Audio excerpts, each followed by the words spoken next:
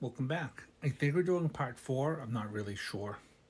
Um, so this channeling thing,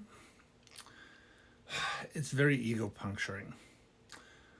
I thought that we were going to be talking about one thing, and apparently there's a whole other situation that's trying to happen, which is interesting because Spirit is trying to get me to come on here and do a channeling session,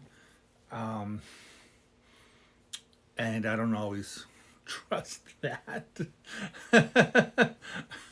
I get nervous, I get angst, and all this stuff. So anyway, so there's also this.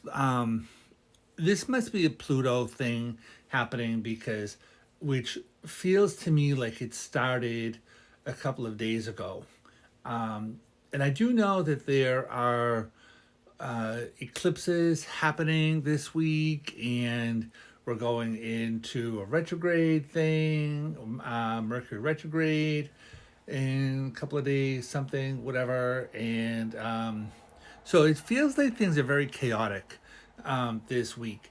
And which could very well be because of the start of the retrograde, because like it makes a station. Mercury makes a station, is what they call it. The day, if you look in the ephemeris, if you look it up, that says this is the day that Mercury is going retrograde.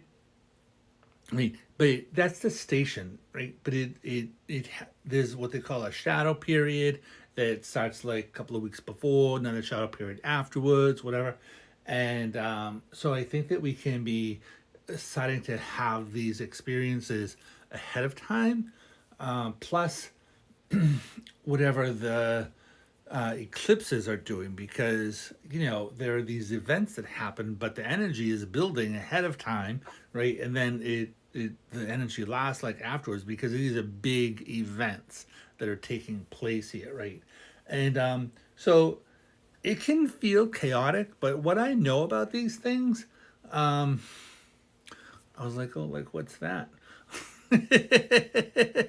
Oh, much peanuts. And Pluto is a planet that has to do with regeneration, death, you know, death and rebirth stuff. What is a word that I'm looking for? Transformation. It does like big things, right? But it can feel like things are falling apart, but it's really about things falling together, and it can definitely bring up like tower moments for people. And we'll deal with that in the next session.